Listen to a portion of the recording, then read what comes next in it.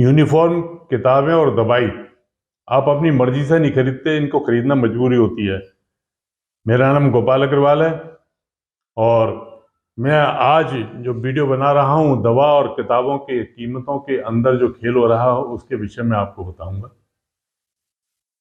आप जब भी यूनिफॉर्म खरीदते हैं, स्कूल वाले जो बताते हैं वहां से खरीदते हैं। किताबें खरीदी जाती हैं तो स्कूल के बताते हैं कि किताबें कहाँ से लेनी है, और आजकल तो एक नया चल गया है कि किताबें स्कूल वाले स्वयं अपने यहाँ से ही बेच देते हैं। दवाएं जाते हैं तो आजकल एक ट्रेंड चल गया है कि डॉक्टर के बाहर ही एक टेबल के ऊपर मेडिकल स्टोर टाइप बना हुआ है, वहां से दवाई खरीदिएगा आप, क्योंकि वो दवाएं बाहर नहीं मिलती हैं।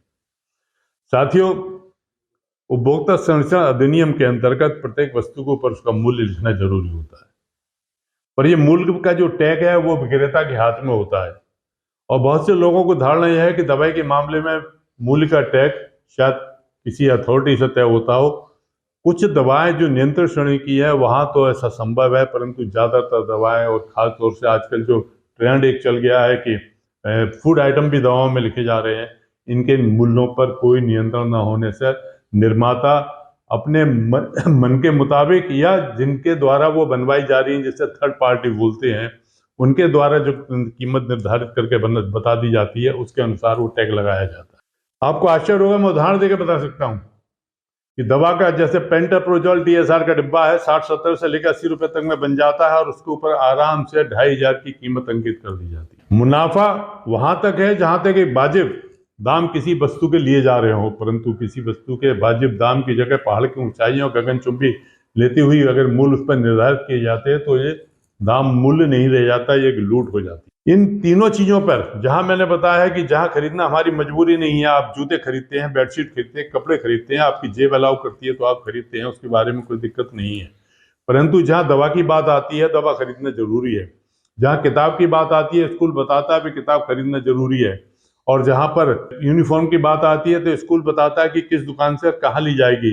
अब यूनिफॉर्म में अगर छोटा सा फेरबदल करके कमीज पे एक पट्टी लगा के यूनिफॉर्म बना दी और वो यूनिफॉर्म कहीं नहीं मिलेगी, एक खास दुकान में मिलेगी या स्कूल वाले अपने स्टोर के अंदर रखेंगे। ये वीडियो उनको समर्पित है जो डॉक्टरों के क्लिनिक, नर्सिंग होम की चौखटों पर ठोकर खाए, अपमानित हुए हैं और तमाम पैसा बहाने के बाद भी अपने परिजनों को ठीक नहीं कर पाए। मेरा सीधा सा सवाल है, मेरा कोई ऐसा इरादा नहीं है, मैं स्पष्ट घोषणा कर रहा हूं, मैं एक समूची व्यवस्था के ऊपर चोट कर रहा हूं और चाहता हूं कि किताबें और दवाई ये वाजिब दाम पे मिले। वाजिब दाम क्या होते हैं, इसके लिए लागत से हम 2 गुना एक मापदंड बना कर रख सकते हैं कि ये वाजिब दाम होते हैं। एक मरीज जाता है डॉक्टर के क्लिनिक पे, पर्चा लेता है, पर्चा लेने के बाद उसको दवा वहीं खरीदनी पड़ती है। अगर वो पर्चा लेके बाहर जाता है तो उसको दवा नहीं मिलती है। कारण यह है कि उस डॉक्टर के द्वारा थर्ड पार्टी के रूप में वो दवा बाजार से बनवा ली जाती है, उस फैक्ट्री से बनवा ली जाती है और उस पर मनमाफिक दाम डलवा लिए जाते हैं।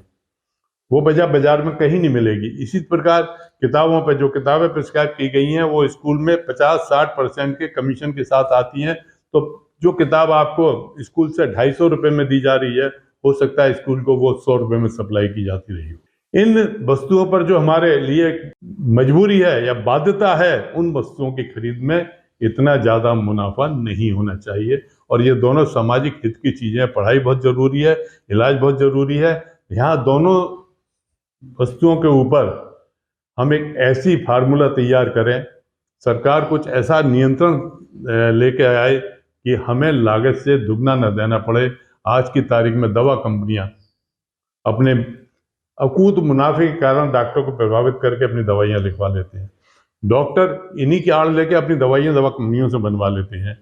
इन सारे खेल को समाप्त करके जनता के हित में मूल अगर दवाओं के घटते हैं, मूल किताबों के घटते हैं, तो हम अपने बच्चों को बेहतर सस्ती एजुकेशन दे सकते हैं, सस्ता इलाज कर सकते हैं। इस वीडियो को बनाने का यही मकसद है। आप लोग इस अभियान से जुड़ें और मैं उम्मीद करता हूं कि आने वाले समय में जब लोग जुड़ जाएंगे तो दवाओं के मूल्य पर नियंत्रण होगा और स्कूल जो किताब प्रिस्क्राइब करते हैं इस छूट भी समाप्त होगी और हम लोग अपने बच्चों को सरलता से सस्ती एजुकेशन और सस्ती इलाज उपचार दिला पाएंगे। धन्यवाद।